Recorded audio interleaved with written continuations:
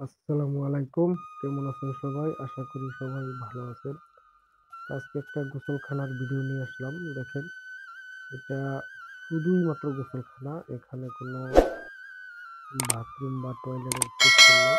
দেখেন, এটা ৬ feet by ৭ fit জায়গার উপরে সুন্দর একটা গোসলখানা করা হয়েছে। কারণ ইদানিং অনেকেই এই কাজটা করে। কারণ হলো একসাথে বাথরুম, গোসলখানা থাকলে নাকি উযু বা নামাজের সমস্যা হয় উযুর জন্য।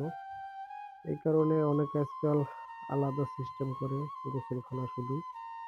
এটার অপর সাইডে একটা টয়লেট আছে। মাঝখানে দেয়াল দিয়া গোসলখানাটা আলাদা করা হয়েছে। তো এটা বড় জায়গা, মোটামুটি সুন্দর একটা গোসলখানা। যারা এটা পছন্দ করেন শুধু গোসলখানা আলাদা হোক, তো এটা আপনারা করতে পারেন। এখানে দেখেন, আমরা এখানে এই যে ২ টা কাপড়ের স্ট্যান্ড লাগানো হয়েছে পাশাপাশি বড় কইরা।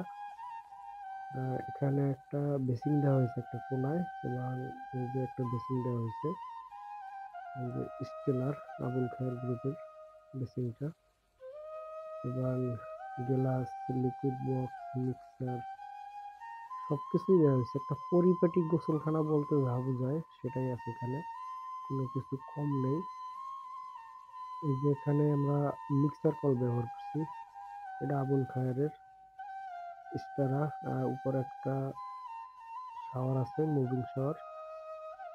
খুবই সুন্দর মানের একটা গোসলখানা হয়েছে। যদি এভাবে কেউ করতে চান তো করতে পারেন। তো এটা করলে অনেকটাই স্বাচ্ছন্দ্যবোধ হবে। বাথরুম আর গোসলখানা আলাদা আলাদা থাকাটাই সবচেয়ে ভালো। এখানে গরম পানির সিস্টেম করা হয়েছে। তো আমরা এটা এখন চেক করতেছি পানিটা গরম হয়েছে কিনা। যাই হোক, গরম হয়েছে।